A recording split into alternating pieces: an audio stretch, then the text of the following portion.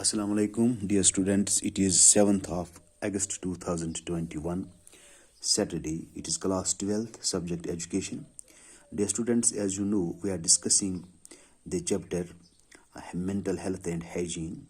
Yesterday, we discussed the concept of mental health and the relationship between mental health and education. Today, we are going to discuss the aims and purposes of mental health and hygiene. Dear students, mental hygiene and mental health does not merely limit itself to the prevention and treatment of mental disorders or illness. It also takes into account the prevention and uh, uh, promotion of mental health of the organism. In this way, we can identify the three important aspects or approaches in mental hygiene, namely the preventive, preservative, and the curative approaches. These different aspects can be utilized for studying the aims and purposes of mental health and hygiene. Dear students, one of the most famous educationists, Crow and Crow, on the basis of these aspects of mental health and hygiene, have emphasized three major purposes of mental hygiene. Number first is prevention of mental disorders through an understanding of the relationship that exists between wholesome personality development and life experiences. Number second, prevention of the mental health of both the individual and the group. And number third is discovery and utilization of uh, therapeutic measures to cure mental illness. In this first phase, mental hygiene aims at suggesting preventive measures to save us from the dreadful clutches of conditions and situations that lead to mental illness, maladjustment, and disorders.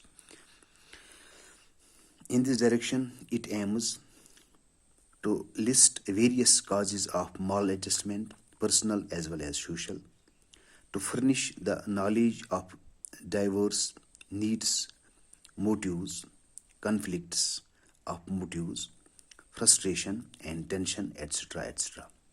To suggest ways and means of achieving emotional and social adjustment, to suggest solution for inner conflicts and frustrations, and thus relieving ourselves from tensions, anxieties, and emotional disturbances.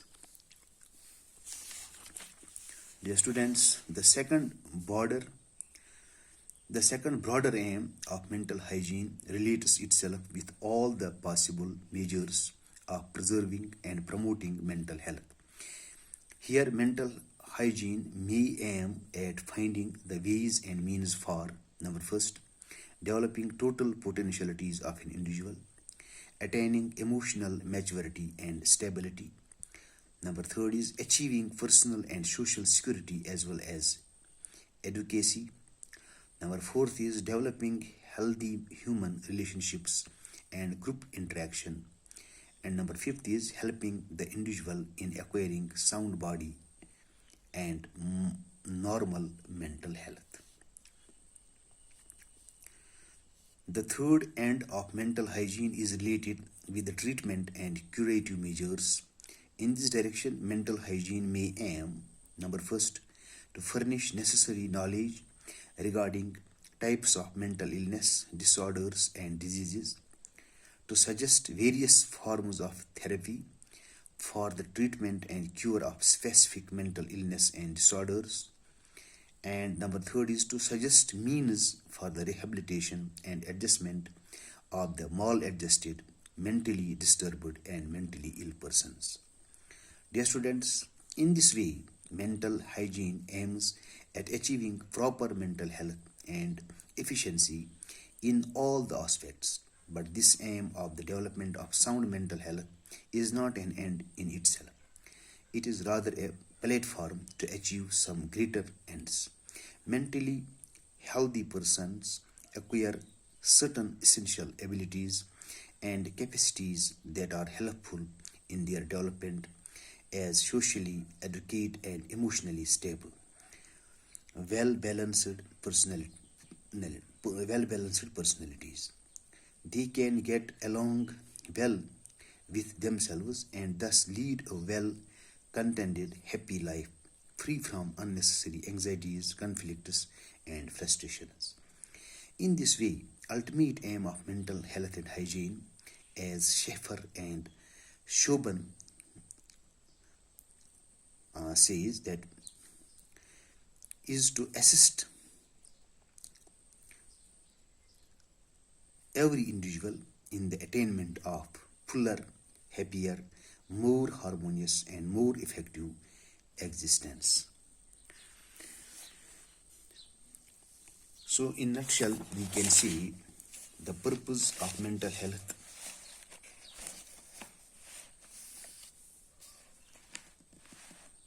is to inspire and support people to experience the powerful benefits of increased care for their health.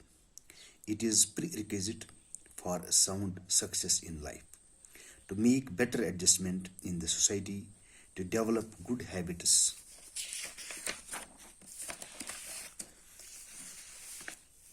to check the behavior of an individual, to make people understand about the importance of medical science and incorporate the same for its benefits, to broaden the intellectual horizon of the individual, to make the best use of intellectual powers, to pass out through difficult tasks.